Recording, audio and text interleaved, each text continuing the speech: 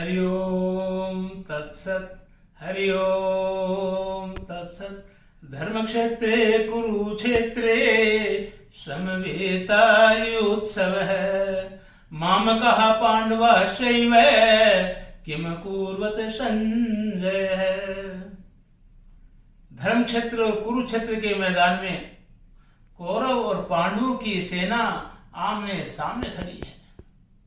कौरवों के सेनापति भीष्म पितामह है, जिनके लिए कहा जाता है अपर्याप्तम तदशमाकम बलम भीष्म विरक्षितम। जिसकी सेना के सेनापति भीष्म पितामह हो, उस सेना के ऊपर विजय प्राप्त किया जाना संभव नहीं है।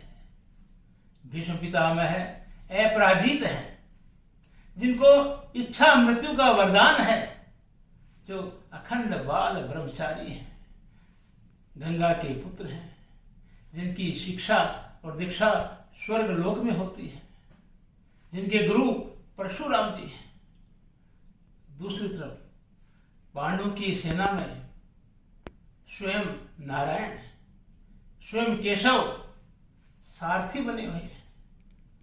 लेकिन केशव ने प्रतिज्ञा कर रखी है। केशव कहते हैं, हे अर्जुन, इस युद्ध के अंदर मैं मार्गदर्शन करूंगा, मैं तुम्हारा सारथी तो बनूंगा, लेकिन मैं हथियार नहीं उठाऊंगा। युद्ध के 7वें दिन भीष्म पितामह हुंकार भरते हैं, प्रतिज्ञा करते हैं और कहते हैं, आज मैं पांडवों का वध कर दूंगा अगर श्री कृष्ण हथियार नहीं उठाते। एक तरफ भीष्म पितामह की प्रतिज्ञा है कि मैं श्री कृष्ण को हथियार उठाने के लिए मजबूर कर दूंगा। दूसरी तरफ केशव की प्रतिज्ञा है कि मैं इस युद्ध के अंदर हथियार नहीं उठाऊंगा। आज अर्जुन और भीष्म पितामह युद्ध के मैदान में आमने सामने खड़े हैं। श्री कृष्ण सारथी बने हुए हैं। भीष्म पितामह अपनी प्रतिज्ञा के वशीभूत होकर के अर्जुन का संहार करने के लिए अर्जुन के ऊपर पहला वार करते हैं। जब भीष्म पितामह का पहला वार जब होता है तो धरती के अंदर कंपायमान होता है, भूकंप आता है, समुद्र हिलोरे लेता है, आकाश डगमगाता है, हवाएं चलती है और देखते देखते अर्जुन का गांडीव टूट जाता है। जब भीष्म पितामह जब दूसरा वार करते हैं तो पांडवों की सेना में खलबली मच जाती है और अर्जुन का जो दिव्य जो रथ है वो रथ खंडित हो जाता है। जब भीष्म पितामह जब तीसरा वार करने के लिए तैयारी कर रहे हैं तो कृष्ण देखते हैं कि अर्जुन टारगेट बना हुआ है, अर्जुन मृत्यु के निशाने के ऊपर है, अर्जुन वार की सीमा के अंदर आ रहा है। उसी समय श्री केशव टूटे हुए रथ का पहिया उठा करके और उसको सुदर्शन चक्र बना करके भीष्म पितामह की तरफ दौड़ते हैं।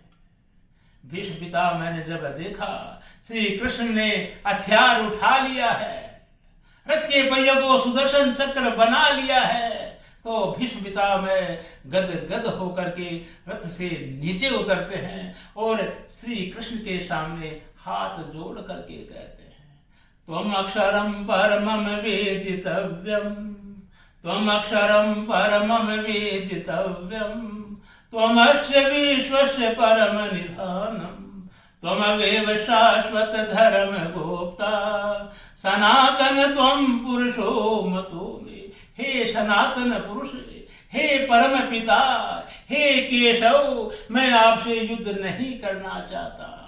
हे केशव, मैं आपसे युद्ध नहीं करूंगा। हे केशव, आपकी जय हो। आपने मेरी प्रतिज्ञा को पूरी करने के लिए आपने अपनी प्रतिज्ञा को खंडित कर दिया। हे भगवान, हे नारायण, आपने भक्त की रक्षा की है। मैं गदगद हूं। और ये कहकर भीष्म पितामह श्री कृष्ण के चरणों में समर्पित हो गए। युद्ध के समाप्ति की घोषणा होती है। आज का युद्ध खत्म होता है। चारों तरफ भीष्म पितामह की जय जयकार हो रही है। भीष्म पितामह की जय जयकार कौरव और पांडव की सेना कर रही है। आज कौरवों की कूटनीतिक विजय होती है, पांडवों की कूटनीतिक हार होती है। भीष्म पितामह की प्रतिज्ञा पूरी होती है और केशव की प्रतिज्ञा खंडित होती है। अर्जुन कहते हैं, हे केशव, हे नारायण, हे सखे, हे सनातन पुरुष, आपने अपनी प्रतिज्ञा को खंडित क्यों कर दिया? केशव कहते हैं, अर्जुन, युधिष्ठिर, चलो आज भीष्म पितामह के पास चलते हैं और वहीं पर इस प्रश्न का मैं उत्तर देता हूं।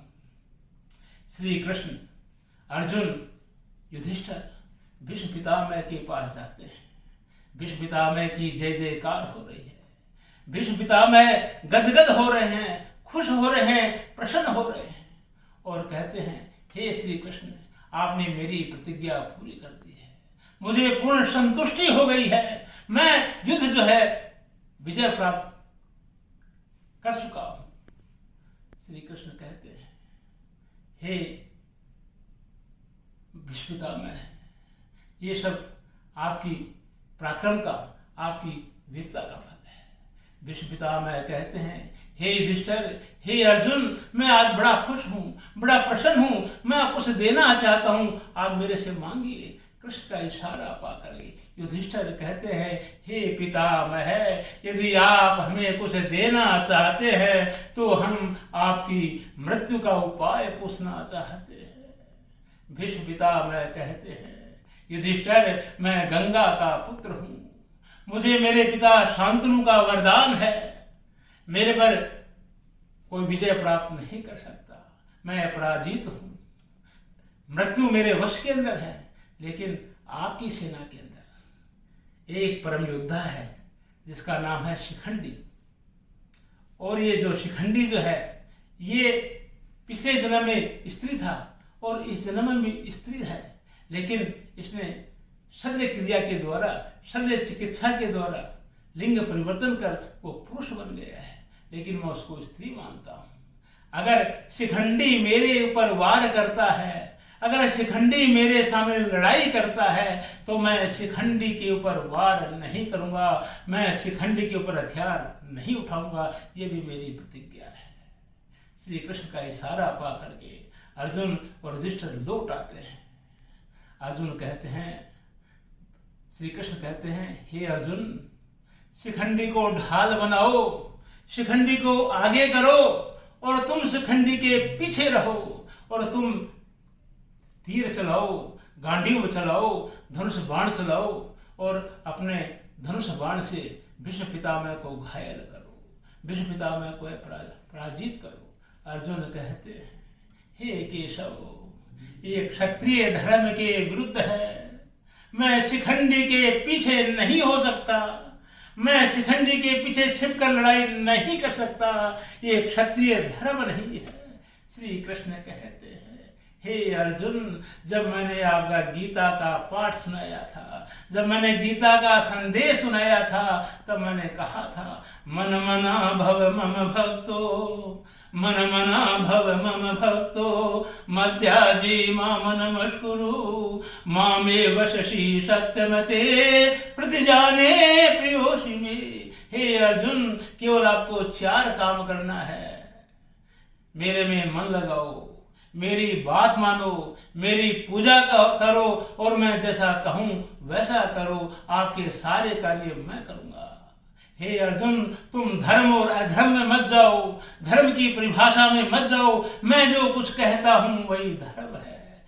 यही धर्म है, आज का यही धर्म है कि तुम शिखंडी के पीछे जाओ और शिखंडी के पीछे से भीष्म पितामह के ऊपर वार करो।